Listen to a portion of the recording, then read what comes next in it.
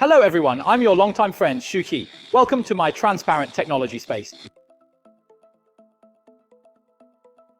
Today, I am presenting to you an intriguing and audacious grid design. Let's proceed to unbox our transparent and innovative new design phone, Realme Neo 7 Turbo.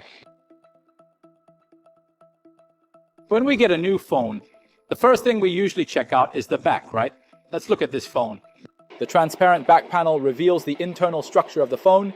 This color variant of the phone is called transparent gray. Let's meticulously inspect the diverse components housed within this specific phone. At first glance, we can distinctly perceive this track-like loop, which is essentially our NFC coil, akin to a gateway. Below that, the two extensive striped sections represent our batteries. Below that is the location of the high-rise stereo speakers and SIM card, while the square above is where the front camera is located.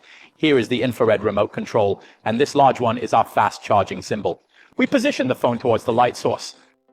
Turn slowly.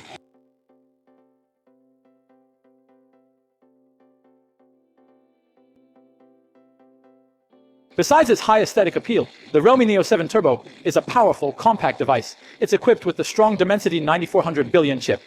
With Realme UI 6.0, the experience is very smooth and fluid. Beyond the system's smoothness, gaming is impressive.